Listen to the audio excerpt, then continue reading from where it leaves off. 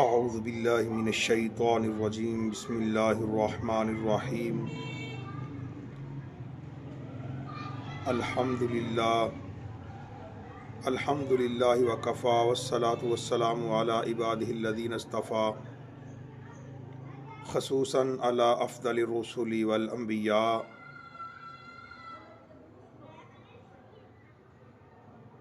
وعلی آلہ واہل بیتہ واصحابہ واہل بیتہ وذریاتہ اجمعین اما بعد فاعوذ باللہ من الشیطان الرجیم بسم اللہ الرحمن الرحیم شہر رمضان الذی انزل فیہ القرآن صدق اللہ العظیم ان اللہ وملائکتہ یصلون علی النبی یا ایہا الذین آمنوا صلوا علیہ وسلموا تسلیما الصلاۃ والسلام علیک یا سیدی یا رسول اللہ وعلی آلک واصحابک یا سیدی یا رحمۃ للعالمین۔ اللہ تعالیٰ جل جلالہ کی حمد و ثنا سرکار دو عالم نور مجسم صلی اللہ علیہ وسلم کی پاک بارگاہ میں ہدیہ درود و سلام عرض کرنے کے بعد، سامعین و ناظرین السلام علیکم ورحمۃ اللہ وبرکاتہ۔ اور رمضان مبارک کے اندر ایک دن یا 2 دن باقی ہیں، تو رمضان مبارک کے متعلق ہماری گفتگو جاری تھی۔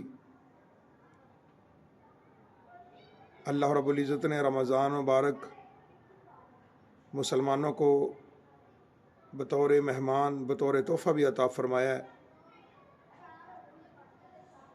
جتنی اللہ رب العزت کی رحمتیں رمضان مبارک میں چھما چھم ہوتی ہیں، اتنی رحمتیں کسی اور مہینے میں نہیں ہوتی۔ ویسے تو اللہ رب العزت کی رحمت ہر لمحہ ہم پر برس رہی ہے، لیکن جو رمضان مبارک کی بہاروں کے اندر اللہ رب العزت کی رحمتیں مزید بڑھ جاتی ہیں، تو اس حوالے سے ہماری گزارشات جاری و ساری تھیں، اسی گزارش کو آگے لے کے چلتے ہیں۔ رمضان مبارک کے اندر 10 خصوصیات ہیں، بلکہ 13 خصوصیات ہیں۔ پہلی کہ کعبہ معظمہ بیت اللہ شریف مسلمانوں کو بلا کر دیتا ہے اور رحمتیں بانٹتا ہے، اور رمضان مبارک خود ہمارے پاس تشریف لے کے آتا ہے اور اپنی رحمتیں بانٹتا ہے۔ یا یوں سمجھ لیجئے کہ خانہ کعبہ ایک کنواں ہے اور رمضان المبارک ایک دریا، یا خانہ کعبہ ایک دریا ہے اور رمضان مبارک بارش۔ تو دریا کے پاس اگر آپ کو ضرورت ہے تو آپ کو خود جانا پڑے گا، لیکن بارش آپ جہاں بھی ہوں وہاں پہ اللہ رب العزت کی بارش ہوتی ہے، تو آپ اس سے فائدہ اٹھا سکتے ہیں۔ تو اسی طرح رمضان مبارک ہمارے لیے ایک بہترین عبادت کا ایک نمونہ ہے کہ ہم اپنے خالق کائنات کی بارگاہ میں جھک جائیں، آج بھی اس سے معافی مانگ لیں۔ وہ بڑا رحیم ہے، وہ بڑی مہربانی فرمانے والا ہے۔ انشاءاللہ تعالی ہمارے آنے کی دیر ہے، اس کے معاف کرنے کی دیر نہیں ہے۔ تو رمضان مبارک کی دوسری خصوصیت کہ ہر مہینے میں خاص تاریخیں ہوتی ہیں، خاص تاریخوں میں خاص وقت ہوتا ہے، پھر اس میں عبادت ہوتی ہے۔ مثلا بقرہ عید، اس کے دن مقرر ہیں، اس کے آگے پیچھے اگر ہم کوئی قربانی کریں گے تو وہ عید والا ثواب نہیں ہوگا۔ اسی طرح حج کے مہینوں میں ہوتا ہے۔ اسی طرح 10 محرم کی تاریخ بڑی افضل ہے، لیکن رمضان مبارک کا ہر دن، ہر رات، ہر وقت، ہر لمحہ، ہر گھڑی افضل و اعلی ہے۔ روزہ جب ہم سحری کے وقت روزہ رکھتے ہیں تو روزہ وہ خود عبادت، افطار عبادت، افطار کے بعد تراویح کا انتظار عبادت، تراویح پڑھ کر سحری کے انتظار میں سونا عبادت، پھر سحری کرنا بھی عبادت۔ الغرض ہر گھڑی میں اللہ تعالیٰ کی شان نظر آتی ہے۔ تو کیا کہنے رمضان مبارک کے؟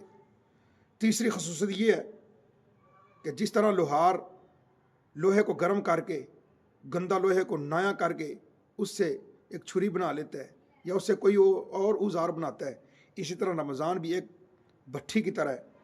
جیسے بھٹی گندے لوہے کو صاف کر دیتی ہے، وہ مشین کا پرزہ بنا کر اسے قیمتی بنا دیتی ہے، سونے کے زیور بنا کر استعمال کے لائق کر دیتی ہے، ایسے ہی ماہ رمضان گناہ گاروں کو پاک کر کے نیک لوگوں کے درجے بڑھا دیتا ہے۔ رمضان مبارک کی بہت باتیں ہیں۔